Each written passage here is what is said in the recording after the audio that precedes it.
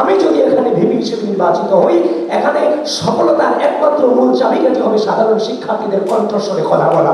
মাঝে মাঝে মনে হয় রাজনীতির বিরুদ্ধে কথা বলাটাই সবচেয়ে বড় রাজনীতি। আমি যেটাকে ধারণ করে আজকে আপনাদের সামনে দাঁড়িয়ে আছি সেটা হচ্ছে নেতৃত্ব মানে দায়িত্ব, নেতৃত্ব মানে ক্ষমতা চর্চার পেশার নয়। আপনি ডাকসু থেকে নির্বাচিত হওয়া মানে হচ্ছে আপনি সফল নন। আপনার সফলতা ব্যর্থতা নির্ভর করতেছে আপনার ডাকসুর যে মেয়াদ যেদিন শেষ হবে সেই দিনটাতে নির্ভর করতেছে আপনি কতটুকু সফল কিংবা আপনি ব্যর্থ। আমি আমার জীবনে সর্বদা সফল হতে চেয়েছি। আমি যদি এখানে ভিপি হিসেবে নির্বাচিত হই, এখানে সফলতার একমাত্র মূল চাবিকাঠি হবে সাধারণ শিক্ষার্থীদের কণ্ঠস্বরে কথা বলা, এবং সেটা আমি বলে যাব।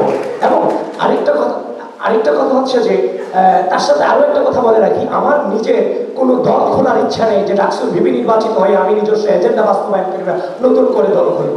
তাছাড়া আরেকটা কথা, ঢাবি শিক্ষার্থীদের জন্য কিংবা তাদের জন্য আমরা কি করবো, 2016 সালে ঢাকা বিশ্ববিদ্যালয়ে ফার্স্ট ইয়ার ভর্তি হওয়ার পর থেকে আজও পর্যন্ত রাষ্ট্রের গণতন্ত্র ঢাকা বিশ্ববিদ্যালয়ের স্টুডেন্টদের যে নির্যাতন নিপীড়নের পক্ষে কথা বলে আজও পর্যন্ত আমরা দাঁড়িয়ে আছি।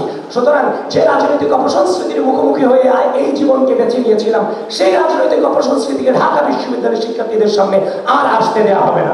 এরপরে যে বাজেটের বিষয়টা নিয়ে যে কথা বলেছেন, দেখেন বাজেটের বিষয়ে সরকারের পক্ষ থেকে যে বাজেট পাস হয়ে আসে সেখানে আমরা দেখতাম লাস্ট যে কালচারে বিভিন্ন পার্সেন্টেজ বসানো হতো। সুতরাং নেতৃত্বের যদি সততা থাকে আর সেটা যদি পরিপূর্ণভাবে শিক্ষার্থীদের জন্য বাস্তবায়ন করা যায়, সেখানে বাজেটের কোনো ঘাটতি থাকবে না।